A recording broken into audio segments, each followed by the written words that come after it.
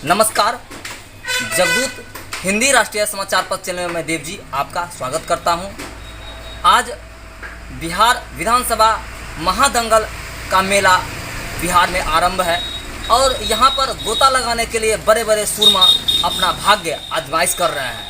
अभी हम खगड़िया विधानसभा 149 के उम्मीदवार जो कि all reporters union of nation के द्वारा मनोनीत किए गए हैं और हम बात करते हैं सिकंदर कुमार आज़ाद वक्ता से जो कि खगड़िया विधानसभा 149 के उम्मीदवार हैं। और आइए इनसे आगे रुख कराते हैं, इनसे सीधी बात करते हैं, इनके विचारों को जानते हैं, किस विचारों को लेकर जनता के बीच जाएंगे। ऐसे में बता दूं कि खास करके ये जो पत्रकार है, एक पहले ये पूर्व से पत्रकार भी रहे हैं, काफ़ी लंबा अनुभव रही है और पत्रकार जनता का केवल दुख ही सुनने का काम करता है, दुखों को सुनने का काम करता है। हम आपको बात करते हैं, ले चलते हैं सिकंदर कुमार आज़ाद वक्ता से।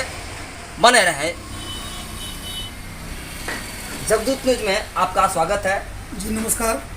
तो आप all reporters union of nation के द्वारा मनोनीत किए गए उम्मीदवार हैं। आप बताएं कि बिहार विधानसभा चुनाव में खगड़िया विधानसभा से आपने उम्मीदवारी के रूप में नामांकन कराई।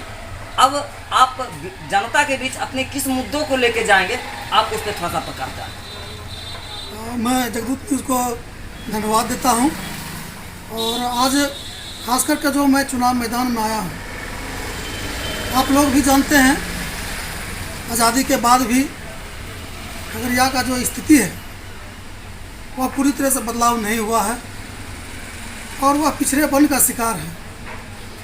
पूरे बिहार में हम जब से हमारा देश आज़ाद हुआ है उसके बावजूद भी खगड़िया को जो पहचान होना चाहिए वह पहचान नहीं मिला है और आज भी इसे अति पिछड़ा जिला के रूप में माना जाता है।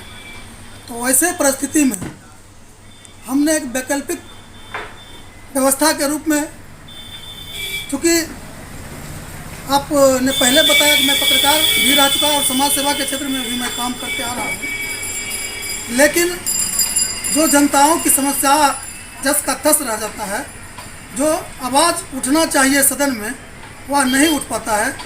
इसके लिए हम खास करके खगड़िया विधानसभा क्षेत्र के लिए जो यह पिछड़ा जिला कहा जाता है, पिछड़ा विधानसभा क्षेत्र कहा जाता है, उसको हम जो है आगे लाने का काम करेंगे। और ऑल इंडिया रिपोर्टर्स संघ जो आपका है, मैं उनका भी शुक्रगुजार हूँ कि उन्होंने भी इस लायक मुझे समझा और उनके द्वारा जो है हम लोगों का अपार समर्थन और अपार सहयोग मिल रहा है। वैसे परिस्थिति में हम कहेंगे कि जो पत्रकार यहाँ के हैं, आप जानते होंगे कि बिहार में पत्रकारों की क्या स्थिति है। पत्रकार सुरक्षा के दृष्टिकोण से हो या सरकार की जो योजनाएं होते हैं वह पूरी तरह से वंचित रहता है। और मैं अगर जनता का आशीर्वाद मिलता है, आप लोगों का सहयोग से मिलता है, तो मैं चाहूँगा कि पत्रकार के समस्याओं को भी समाधान किया जाएगा और जनता जो गरीब गुरबा हैं, दलित पिछड़े लोग हैं, जिनको सारे योजनाओं धरातल पर नहीं काम चल रहा है, उसको हम लागू करने का काम करेंगे। सिकंदर जी, एक मैं बात स्पष्ट रूप से जगदूत न्यूज़ के माध्यम से मैं आपसे पूछना चाहता हूं कि जितने भी आज़ादी से बाद जितने भी विधायक हो, MP MLA हो या जितने भी प्रतिनिधि हो, वो सारे क्या वाजिब में जनता के बीच जा पाते हैं? कुछ लोग जाते हैं, कुछ लोग नहीं जा पाते हैं, लेकिन जो मूलभूत समस्याएं हैं, हमने जो बात आपको सवाल किया है, देखिए सबसे बड़ी बात है कि सड़क बन जाना ये सबसे बड़ी विकास का काम उपलब्धि नहीं होता है। लोगों को जो मूलभूत सुविधाएं हैं शिक्षा स्वास्थ्य के क्षेत्र में, हम तो आपको कहते हैं 15 साल से देख लिया जाए इस शासनकाल में जिन्होंने सत्ता में रहकर काम किया है, क्या स्वास्थ्य में आमूल परिवर्तन हुआ है? क्या आज वहीं का जस का तस पड़ा हुआ है। मैं मानसी का ही उदाहरण देना चाहता हूँ। प्राथमिक स्वास्थ्य केंद्र का देख लीजिए जाके हाल क्या स्थिति है। जनता हाई स्कूल मानसी का आप हाल देख लीजिए, जनता इंटरमीडिएट बनारसी उच्च विद्यालय का देख लीजिए, किसी तरह का बदलाव नहीं हुआ है। और यहाँ पैसा आता है और रिटर्न हो जाता है। कारण आप समझ सकते हैं क्या क्या क्या कारण रहता होगा। बिल्कुल।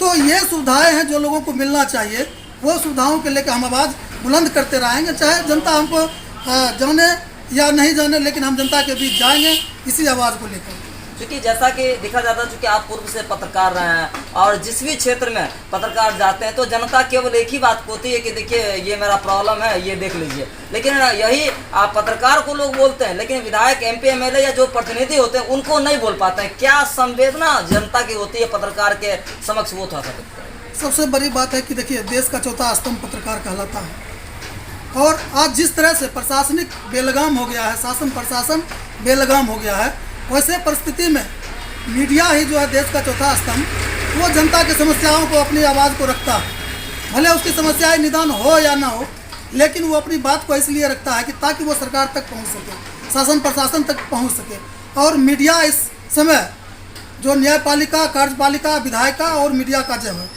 अहम भूमिका मीडिया की होती है, चाहे वो भ्रष्टाचार के खिलाफ हो या हम जनता की समस्याओं के खिलाफ हो, उनकी आवाज़ आज भी बुलंद है। इसलिए कि मीडिया पर लोगों का भरोसा होता है और भरोसे पर खरे उतरते हैं ये लोग। तो आप अभी ये देखें कि बिहार में, खासकर खगड़िया में पूर्व में जितने भी प्रतिनिधि बने, तो खगड़िया का इस प्रकार से क्या विकास हो पाया है, उस पर थोड़ा सा विचार करें। तो यहाँ जनता जानती है, सब कुछ पहचानती है कि कौन अपना है, कौन पराया है, कौन हितैषी है, कौन हितैषी है। फिर भी जो जाति धर्म का राजनीतिक यहाँ होता है, सबसे बड़ी बात है कि जात और ऊपर के जो लोग देखते हैं पार्टी को, लोगों को, तो इस तरह का जो राजनीतिक होता है यही खगड़िया का बाधक बनता है। जो अच्छे लोग खड़ा होते हैं, हम ये नहीं कहते कि हम अच्छे हैं, हमसे भी और प्रत्याशी भी हैं मैदान में, हम चाहते हैं कि उन लोगों को मौका मिलना चाहिए। 15 साल में जो अपने दावा करता है यहाँ के प्रतिनिधि कि हमने ये किया, तो आप देखें समस्याओं को, क्या किया उन्होंने, क्या विकास हुआ है सही मायने में। देखिए, मैं आपको देव जी बताना चाहता हूँ, सबसे बड़ी बात बिहार की, जो विस्तृति का गठन होता था, विस्तृति का क्यों गठन होता था, सरकार में जो मापदंड है, योजनाएं होती है विस्तृति का, वो इस सरकार में जब भाजपा की सरकार बनी थी तो वो योजनाएं आज तक विस्तृति का गठन नहीं हो पाया। कोई किसी ने, कोई प्रतिनिधि ने या कोई विपक्ष वाले ने कभी आज तक मांग नहीं किया कि विस्तृति का क्यों नहीं गठन हो, जिसके कारण जो है आज अपनी समस्याओं को लोग नहीं रख पाते हैं। जिले में विस्तृति की बैठक होती थी तो आवाज़ उठता था, उसकी आवाज़ को सरकार के पास रखा जाता था, लेकिन नीतीश कुमार के सरकार में तो ये सारे सुविधाएं वंचित कर दिया गया है। तो इसके जवाब में भी उससे पूछा जाए। और स्थानीय जो हमारे यहाँ के प्रतिनिधि हैं, आप देख लीजिए ना, आप तो सर्वे कर सकते हैं, मीडिया के साथी भी यहाँ बहुत जगह आप घूमते हैं, देखिए क्या विकास हुआ है। सिर्फ खगड़िया को मॉडल कहने से नहीं मॉडल बन जाएगा, उसके लिए धरातल पर काम करने की चाहत होनी चाहिए, इच्छा शक्ति होनी चाहिए। तो जनता यहाँ का जागरूक होना पड़ेगा, जात पात से ऊपर उठकर काम करना पड़ेगा, तभी जाके खगड़िया की विकास होगा। अच्छा, आप ये बताएं कि पत्रकारों पे जो अभद्रता से पेश आने की जो बात होती है, उनके साथ जो व्यवहारिक जो गलत भावनाएं होती है, उन पे आरोप लगाया जाता है और उसके बाद उनके साथ उनके परिवार का भी दोहन होता है। आखिर पत्रकार कैसे अपने जीविकोपार्जन को लेकर चले और जनता का समर्थन करे, जनता का काम करे, उस पर सर का क्या कहना चाहिए? देखिए, पत्रकार तो जनता का आवाज़ है और उनकी आवाज़ को जो है हर आदमी, हर लोग सुनते हैं, लेकिन पत्रकारों की जो समस्याएं हैं, जो प्रासंगिक उनको मिलना चाहिए, जो उनको सरकार के द्वारा व्यवस्था मिलना चाहिए, बिहार में नहीं मिल रहा है। सुरक्षा पे आप क्या कहना चाहेंगे? देखिए, सुरक्षा की दृष्टिकोण से तो हम बोलते हैं कि आपको कि बार बार हमला पूरे बिहार में पत्रकारों पर हो रहा है। सिर्फ कहा जाता है कि पत्रकारों को सुरक्षा प्रदान किया जाएगा, लेकिन इस महीने में किसी तरह का आज तक तो कोई नया चीज़ का देखने को नहीं मिला है। नहीं, कोई भी सरकार आज तक कोई सा पत्रकार के लिए कोई कानून नहीं बनाया है जो कि पत्रकार सुरक्षित हो सके। देखिए, सबसे बड़ी बात है क्या कि पत्रकार के जो प्रतिनिधि हैं विधानसभा में तो जा नहीं पाते हैं, उनकी समय। और दूसरी बात है कि जो संगठन है, पत्रकारों के जो पुराना संगठन है, वह भी वो अपनी आवाज़ को बुलंद नहीं कर पाते हैं। बिहार में बहुत सारे ऐसे संगठन हैं जो पत्रकारों की आवाज़ को सिर्फ जो है कागजी घोड़ा दौड़ाते हैं, लेकिन जो धरातल पर होना चाहिए, सरकार के पास उसकी आवाज़ होनी चाहिए, वो वंचित रहता है, जिसके कारण जो है पत्रकार जो है अपने अधिकार से वंचित रहता है और उस पर आए दिन हमला होता है। तो हम तो चाहेंगे कि पत्रकार की सुरक्षा कानून बनना चाहिए। सुरक्षा कानून बना हुआ है, लेकिन बावजूद वह लागू नहीं है बिहार में सही रूप से, उसको लागू करने की ज़रूरत है। अब मैं आपको बता दूं एक अहम मुद्दा, जनता के पोल का एक अहम मुद्दा मैं आपको बताने जा रहा हूँ। ये एक आज तक शायद आपके सामने कभी आया नहीं होगा, लेकिन मैं आपको बताने जा रहा हूँ।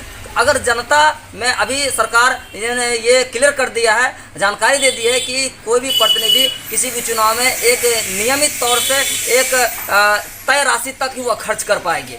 अब समझना जनता को ये है कि अगर कोई भी प्रतिनिधि अगर पैसा ज़्यादा खर्च करता है तो वह पैसा वो सबसे पहले कहाँ से निकालेगा, कहाँ से वो पैसा लाया, जनता को यह समझना पड़ेगा।